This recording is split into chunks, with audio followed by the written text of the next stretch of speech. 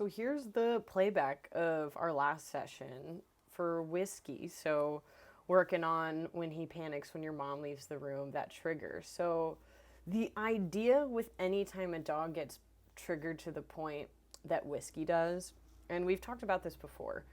So when he gets to the point where he's like pretty much screaming and bouncing at the door and like climbing the fence, that's like he's way too far gone. Our mission as handlers is to not even let our dog get to that point.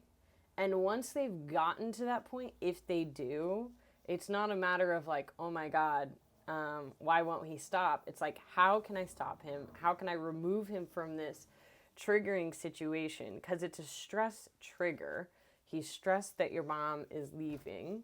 So these little drills that we did are the like precursor I want you to do. And they're not so much for him as far as like, it's not so much for him like working through that stuff. It's again, a lot of dog training is you practicing when to see those moments where he's starting to like lose it, how to guide him through it, or check him out of the situation.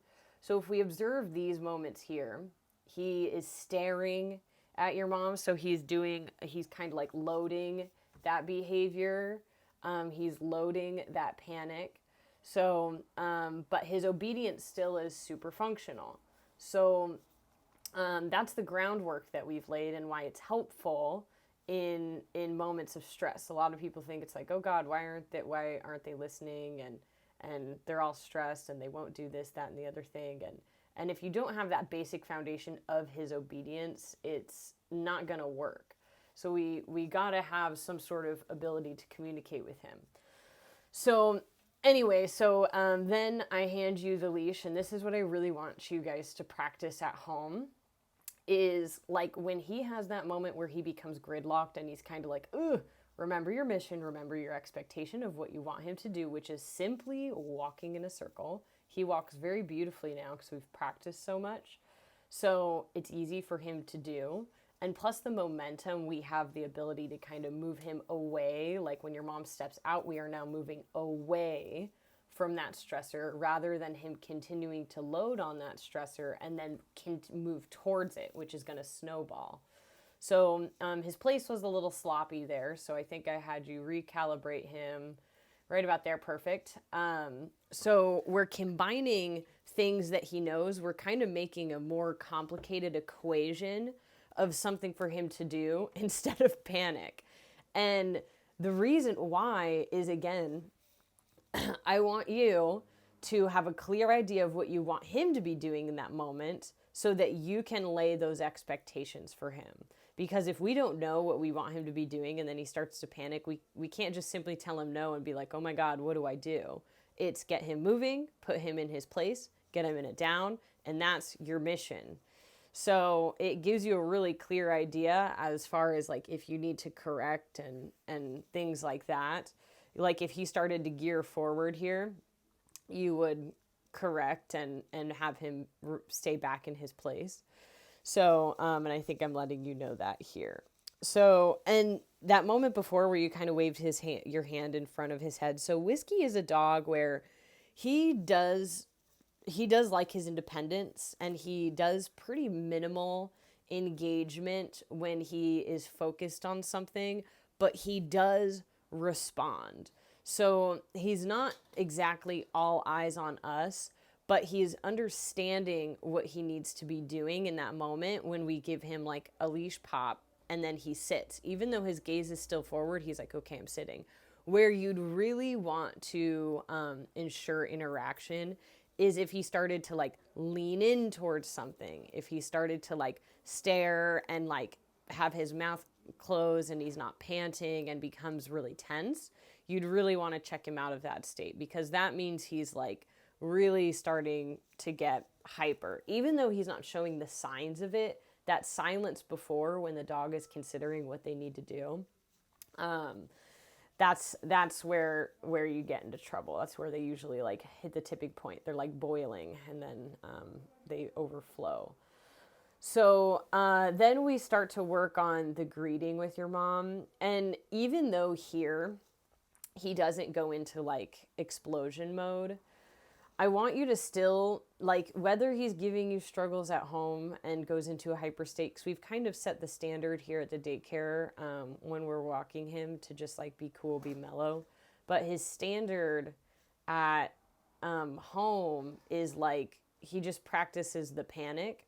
So you're going to be doing quite a few drills like this and the repetition to kind of reset the standard that, you know, we greet mom politely, we don't bark at her dog, we you know, when she exits the house, this is our practice now. And you're going to have to be undoing a little bit of those brain waves because the picture at home looks a lot different, but I want you to have the skills to move him through it. So that's what this practice is all about. And then having your mom involved being helpful. So what we were doing here is instead of Whiskey jumping up on her, we had him, I wanted our goal here to be that he turns his body kind of like towards her for her to pet. And like be a little bit more like paws off essentially. So I had her place the cookies kind of to the side of her, and then she kind of pets him on the side of his body so that he would do that like lean in. And you could do this with any dog if she, you know, she obviously loves dogs. So if she wants to meet a dog, like let's say it's the holiday and your family has dogs or something, and it's a really easy, like guppy way. And I say guppy because it's like if dogs don't have any training, you can lure them into pretty much any position if you want. So having the treats in like hands side to side has the dog put their head on the side of her rather than directly up towards her and start climbing her. So it may be a nice thing to practice.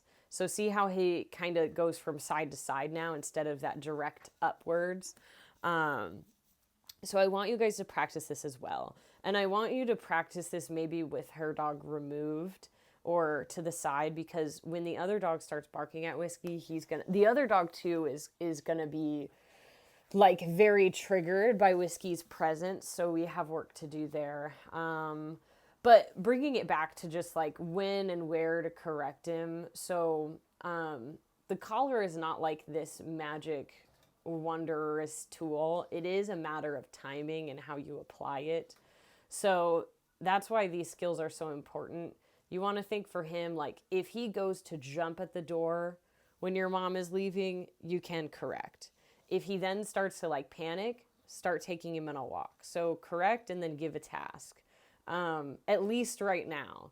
In the long run, we'll be able to kind of correct and then him go to place. But I want you to practice not just having the expectation of him that he's going to figure it out right away at home, because he hasn't practiced that enough there.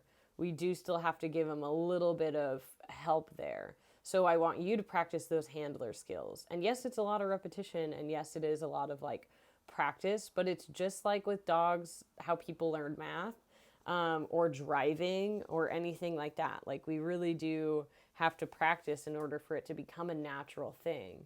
So yeah, and for him, like, you know, we just start doing a lot of impulse control stuff with his squeaky ball. So other than that, like he did really great, and I'm so glad your mom was open to come to practice. And he is like probably one of the best successes I've worked with in a while. How you've worked with him is just so great. And I know at home it can be a little messy, but just remember, like, even with just a couple weeks in, these are still super new skills for you with the intensity that he has when he panics. So with the practice and with the understanding of him in those moments, you're going to get better, and then he's going to be able to like channel that energy. So it all comes down to the reps. The reps you put in with him is going to make all the world of difference for you too. So super proud of you guys, and we'll try to get you scheduled this week. And other than that, hope you're having a great day wherever you're watching this, and I will talk to you soon.